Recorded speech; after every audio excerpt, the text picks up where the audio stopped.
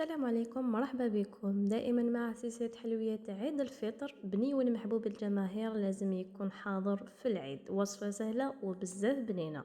لهاد الوصفة درت 4 كيسان بسكوي مرحي. انا البسكوي درت ماكاو، نتوما تقدروا ديروا البسكوي اللي عندكم. زدت 2 كيسان كاوكاو محمص ومرحي، ما ترحوهش مليح، رحوه متوسط كيما راهو موضح في الصورة. خلطتهم مليح، زدت عليهم كاس ماشي معمر فويتين مع نص كاس حلوة الترك. خلطتهم مليح بيدي. هاوليك البسكوي اللي درتو، نتوما تقدروا ديروا اللي متوفر عندكم. بعد ما دخلت كامل هذوك المقادير في بعضهم، زدت من مغارف كبار زبدة مذوبة تكون باردة شوية.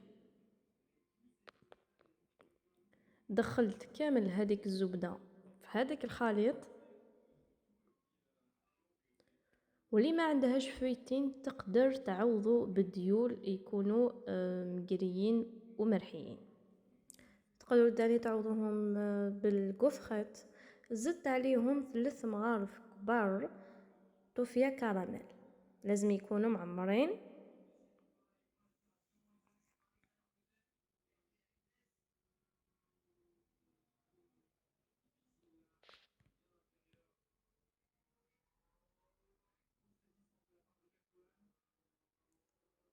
دخلت هذاك الكراميل في الخليط، وبعدها بديت نطم بالعسيله. العسيله ما عندهاش قيس، تزيدوا حتى تتحصلوا على القوام المطلوب. هاوليك القوام اللي لازم تتحصلوا عليه. بعدها نديرهم كامل هكا كريات صغار حسب الحجم اللي حبيتوه، نديرهم في الفريجيدير باش يشدوا رواحهم.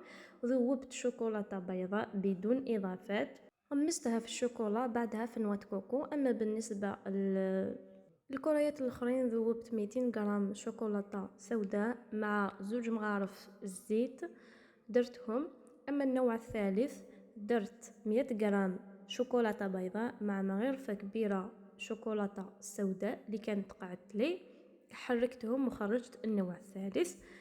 سمحوا لي ما قدرتش نصور النوع الثاني والثالث اللي درته بالشوكولاته السوداء مع الشوكولاته مارون. بصح الا حبيتوا تقدروا تلقاو في القناه تاعي درت بنيون، تقدروا تشوفوا كيفاش ذوبت الشوكولاته. هاي لك النتيجه النهائيه. انا زينتهم هكا شويه باللوز، نتوما تقدروا تزينوهم باللي حبيتوه. خرجت واحد البنه روعه، ننصحكم تجربوا هذه الوصفه.